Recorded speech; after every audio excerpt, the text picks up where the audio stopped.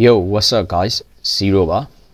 ကျွန်တော်တို့ရဲ့ငယ်ဘဝမှာ cartoon series တော်တော်များများကိုကြည့်ပြီးကြီးပြင်းလာခဲ့ကြရတယ်ဆိုတာကိုညင်းနေရမရှိဘူးဆိုတာတော့ brother တို့သိမယ်ဖြစ်ပါတယ်အဲ့လို cartoon series တွေအများကြီးရှိတဲ့ခြားတွေကမှယောက်ျားလေးရော main ကလေးရောအားလုံးဒီပါကြည့်ခဲ့ကြတဲ့ Ben 10 series တခုရှိရဲဆိုတာကိုလည်း brother တို့သိမယ်လို့ထင်ပါတယ် Ben 10 series ရဲ့အဓိကစိတ်ဝင်စားစရာကောင်းတဲ့အချက်တွေက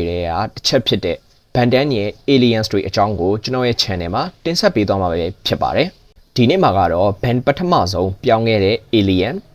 Hebless ဒါမှမဟုတ်မီးလူသားအကြောင်းကိုပြောပြပေးသွားမှာပဲဖြစ်ပါတယ်ဗီဒီယိုလေးမစခင်တခုပြောချင်တာကတော့ကျွန်တော်ရဲ့ channel မှာ Ben ရဲ့ alien တွေနဲ့ပတ်သက်တဲ့အကြောင်းတွေကိုဗီဒီယိုတွေအများကြီးထပ်လုပ်သွားဖို့ရှိပါတယ်ဒါကြောင့်မို့လို့နောက်ထပ် aliens တွေရဲ့အကြောင်းတွေကိုသိချင်သေးရဆိုရင်တော့ကျွန်တော်ရဲ့ channel ကို subscribe လုပ်ခဲ့ပြီးဒီဗီဒီယိုကိုကြိုက်နေတဲ့ဆိုရင်လည်း like လုပ်ခဲ့ဖို့ကိုမမေ့ကြပါနဲ့ဒါအပြင် comment မှာလည်းဘယ် aliens အကြောင်းကိုသိချင်လဲဆိုတာကိုလည်း comment ရေးသွားလို့ရပါတယ်ဒါဆိုရင်တော့ဒီနေ့ရဲ့ Hebless အကြောင်းကိုစလိုက်ကြရအောင်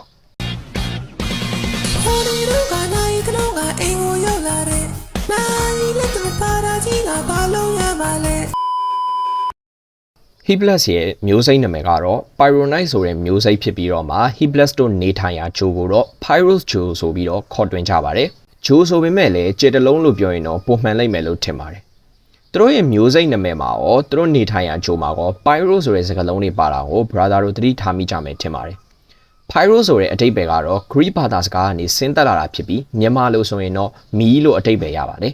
Pyros ကိုကြည့်လိုက်မယ်ဆိုရင်မီးလောင်နေတဲ့ကဘာနဲ့ခက်ဆင်ဆင်တူနေတာကိုတွေ့ရပါလိမ့်မယ်အဓိကအားဖြင့်နေနဲ့ပိုတူတယ်ဆိုရင်တော့မှန်ပါလိမ့်မယ်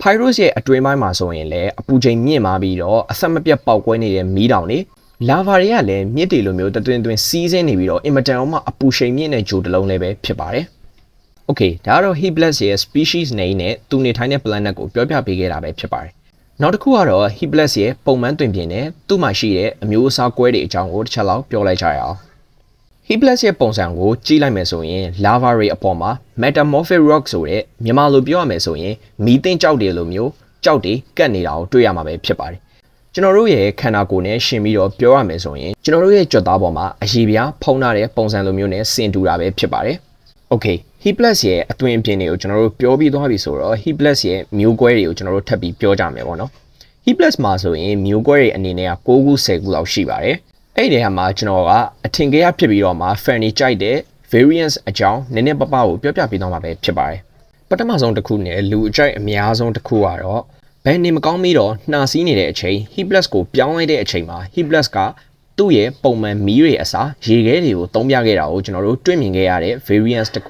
ုဖြစ်ပါတယ်။နောက်ထပ်လူကြိုက်များတဲ့ variance တစ်ခုအနေနဲ့ကတော့ Ben 10,000 ပဲဖြစ်ပါတယ်။ Ben 10,000မှာဆိုရင်ပို့ပြီးတော့ mature ဖြစ်တဲ့ပုံစံရဲ့ပခုံးတစ်ဖက်မှာဆိုရင်လည်း metamorphic rock တွေပို့ပြီးတော့များလာတဲ့ adapt ဖြစ်တဲ့ look ကိုတွေ့မြင်ရမှာပဲဖြစ်ပါတယ်။တတိယလူကြိုက်အများဆုံးတစ်ခုကတော့ Ben မဟုတ်တော့ပါဘူး။ဒီတစ်ခါ Ben ရဲ့ဝမ်းကွဲအမဖြစ်တဲ့ Gwen က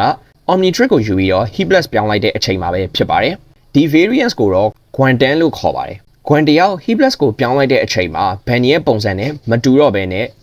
male ကနေပြီးတော့ female ပုံစံဖြစ်သွားတာကြောင့်အချိုးအစားတွေကောက်ကြောင်းနေနဲ့ Hebless ကတော်တော်လေးအောင်မှမိုက်တဲ့ပုံစံတစ်ခုနဲ့တွေ့မြင်ရတာပဲဖြစ်ပါတယ်။ဒါကတော့လူကြိုက်များတဲ့ variance 3ကောင်ကိုပြောပြခဲ့တာပဲဖြစ်ပါတယ်။ Ben မှာနောက်ထပ် variance တွေလည်းအများကြီးရှိပါတယ်။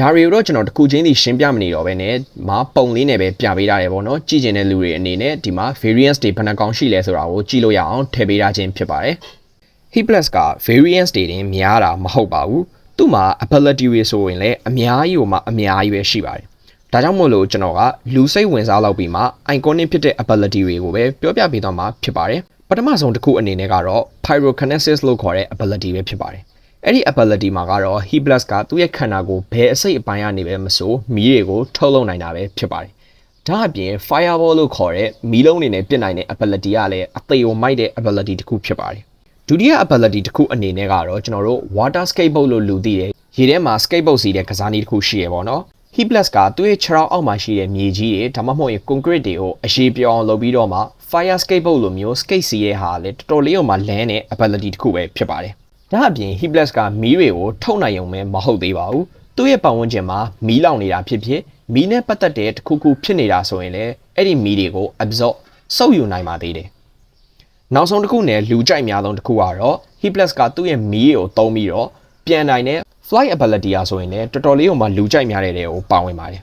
ဒါအပြင်လူတွေတိတ်မသိလောက်သေးတဲ့အချက်အနေနဲ့ကတော့ He+ ကမီးကိုအဓိကထားပြီးသုံးတဲ့ alien ဆိုရင်ပဲရေအောက်မှာလည်းခဏတာအသက်ရှင်နိုင်ပြီးတော့သူ့ရဲ့မီးတွေကိုထိန်းထားနိုင်ပါသေးတယ်ဒါအပြင်မှာသူ့ရဲ့အပူချိန်ကဘလောက်ပြင်းလဲဆိုရင်ရေအောက်မှာရှိနေတဲ့အချိန်မှာဆိုရင်တော့အပူချိန်ကပြင်းလွန်းလို့ရေအောက်မှာတော့မီးတောက်တွေကိုထုတ်နိုင်ပါသေးတယ်ဒါကတော့ He+ ရဲ့ ability တွေဖြစ်ပါတယ် He+ ရဲ့ ability တွေရောအများကြီးပဲရှိတာကြောင့်မို့လို့ကျွန်တော်ဒီမှာပြထားပေးပါတယ်တစ်ခုချင်းစီကိုလိုက်ပြီးတော့ဖတ်ကြည့်လို့ရပါတယ် Okay He+ ရဲ့ ability နဲ့ variance တွေအကြောင်းကိုပြောပြီးသွားပြီဆိုတော့ကနောက်ဆုံးတစ်ချက်အနေနဲ့ကတော့ He+ ရဲ့လူစိတ်ဝင်စားလောက်မဲ့ fact လေးတချို့ကိုပြောပြပြီးတော့ကျွန်တော်ဗီဒီယိုကိုအဆုံးသတ်လိုက်မယ်ပေါ့နော်ဆိုတော့ပထမဆုံး fact အနေနဲ့ကတော့ He+ က Bantam series မှာဘန်ပထမဦးဆုံးအသုံးပြုခဲ့တဲ့ aliens ဖြစ်ပြီးတော့မှ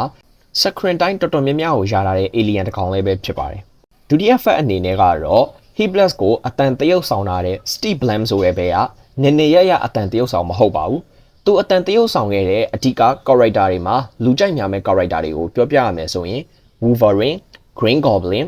Venom, Peter Rabbit နဲ့ Red Skull တို့လိုမျိုးလူကြိုက်အများဆုံးဖြစ်တဲ့ character တွေမှာအတန်တရုပ်ဆောင်လာတာကိုလည်းတွေ့ရမှာဖြစ်ပါတယ်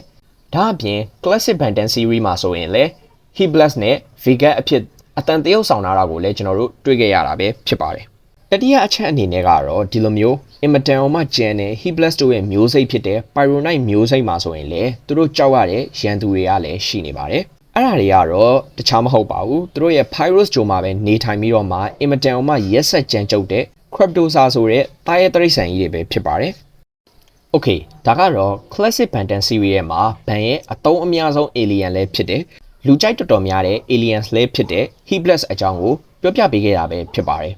နောက်ထပ်ဘယ် aliens အကြောင်းတွေသိကျင်လဲဆိုတာ comment မှာရေးသွားခဲ့လို့ရပါတယ်။ကြည့်လို့ဒီဗီဒီယိုလေးကိုကြိုက်နှစ်သက်တယ်ဆိုရင်လည်း like နှိပ်ခဲ့ဖို့ကိုမမေ့ပါနဲ့။နောက်ထပ် aliens တွေကိုစိတ်ဝင်စားတယ်ဆိုရင် channel လေးကို subscribe လုပ်ခဲ့ပေးကြပါ။ဒီနေ့ He+ ဗီဒီယိုကတော့ဒီလောက်ပါပဲ။နောက်နေ့ဗီဒီယိုတွေမှာပြန်တွေ့ကြတာပေါ့။